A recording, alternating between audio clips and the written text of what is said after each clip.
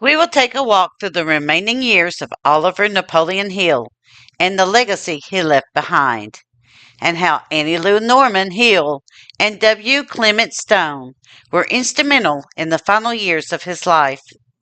Again, we must state that this is not a smear campaign against the memory of Oliver Napoleon Hill. This is simply a look at one of Appalachia's most prominent people and how he truthfully lived his life. His legacy, like all people, is very complex, containing both good and bad. We leave it up to our viewers and readers to decide if he was a flim-flam artist or a man who simply lived before his time. All aboard! The Kentucky-Tennessee Living Time Machine is ready to depart once again to continue the story of Oliver Napoleon Hill. Please fasten your seatbelts and keep your arms and legs inside of the vehicle at all times. But to get going, we need your help. We still need to fire up that time machine to transport us. Please help us by clicking on the like, subscribe, and bell notification buttons down below.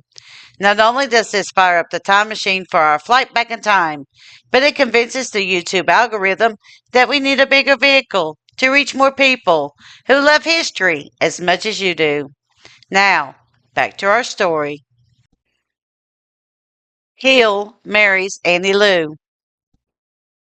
In 1943, Hill would take his fifth and final bride, Annie Lou Norman. Annie would stay with Hill until his death in 1970. Norman would bring a small but substantial estate to the marriage. For the first few years of their marriage, the Hills would move to California. It is thought that Hill made a living there by consulting and doing motivational speaking tours. In 1947, Hill had his own radio show on the station KFWB in Los Angeles. This show would air on Sunday afternoons between 3:30 p.m. and 4 p.m. After World War II had ended, Hill once again offered his educational courses. Annie Lou would become an asset to Hill by making sure that charlatans and conmen were not allowed access to a very gullible Oliver. Paris, Missouri. In January of 1952, Oliver Napoleon Hill convinced a local businessman named W.C. Robinson to sell Paris, Missouri to him for the price of a 2-month course about the principles of success. While the Hills did travel to Paris quite a bit, they never officially moved their residence from California. While the Hills were there, Oliver would give his speeches on success and would give speeches on the avocation of using nuclear weapons against the Soviet Union. The following is from the source The Untold Story of Napoleon Hill, the greatest self-help scammer of all time, in which the following comes from the January 31st, 1952 edition of the Moberly Monitor Index in Missouri.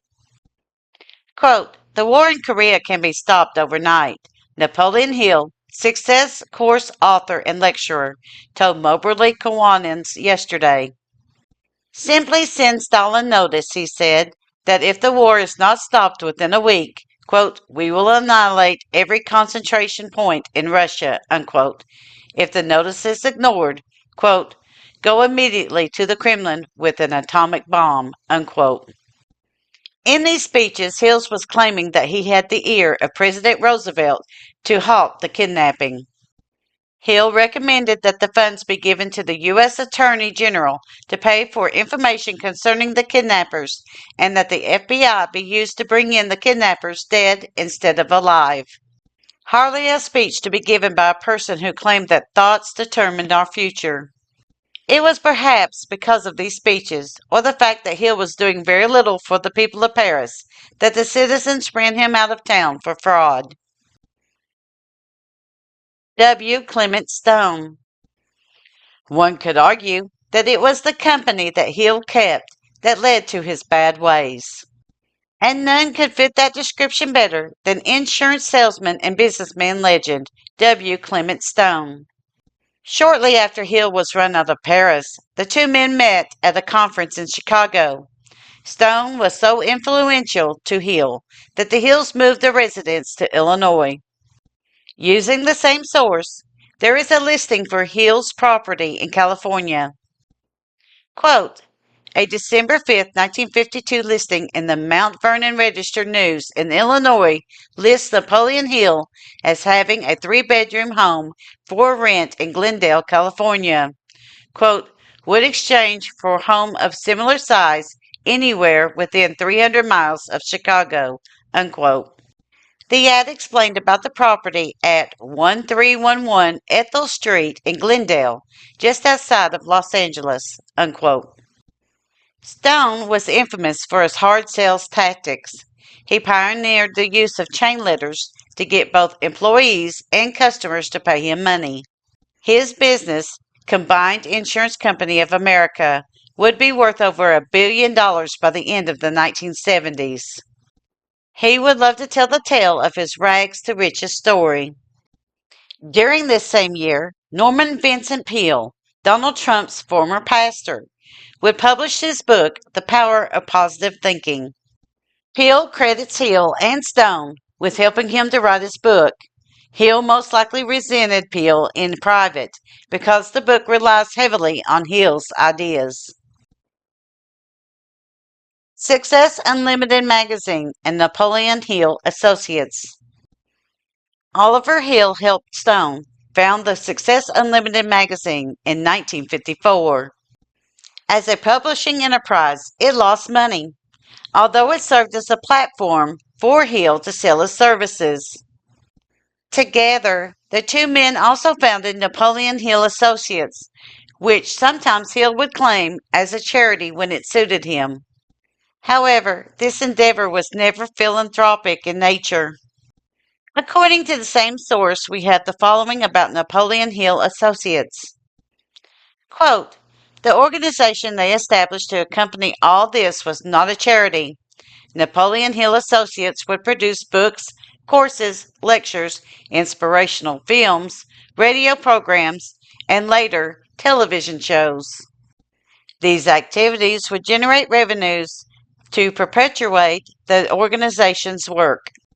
Both Hill and Stone would often donate their time and cover their own expenses to take their message to the poor, but their philanthropic enterprise was set up like a business.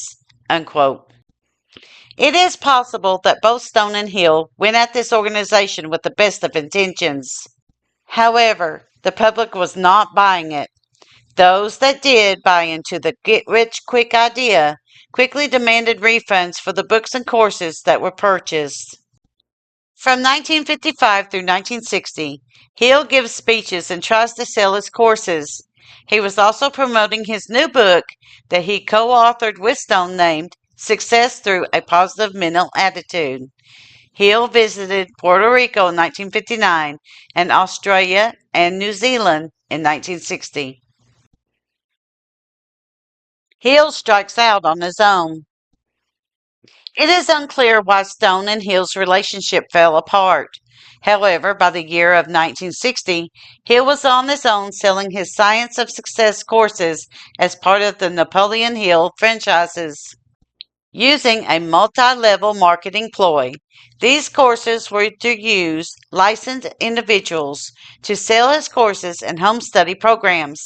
According to the same source, quote, each franchise owner would then hire his or her own sales and administrative staff and penetrate every institution, organization, and neighborhood in their marketing area, unquote. Hill's biographers wrote. Like so many of Hill's business dealings, these also fell apart. In 1962, Hill was in Kansas City, Kansas, at a predominantly black high school. In his speech, he told the students that they should not allow race to limit their dreams. The speech was also laced with lies, such as that he was a millionaire by the time he was 21 years old. The last endeavor that Hill would undertake was the creation of the nonprofit Napoleon Hill Foundation in 1963. It took several years, but the foundation did cement Hill's legacy as the thought leader in several circles. Death and aftermath of Oliver Napoleon Hill. Oliver Napoleon Hill had suffered with ill health for years before he died. Annie Lou Hill had looked after her husband during that time in his life.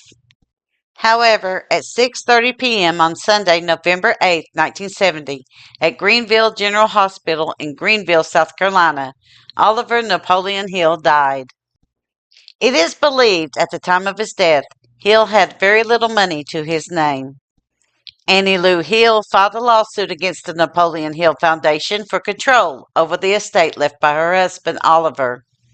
It seems that the foundation managers had squeezed her out of the foundation after Hill had died and was taking the money that it had made. The lawsuit would not be settled until the 1980s, which Annie Lou Hill would win most of what she sought.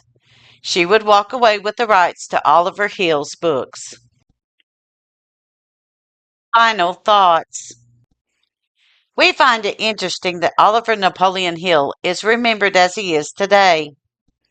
If you think he's a flim-flam artist, one could say that he is one of the most infamous outlaws of the Appalachian Mountains, and he did so without firing a single shot or ordering anyone killed.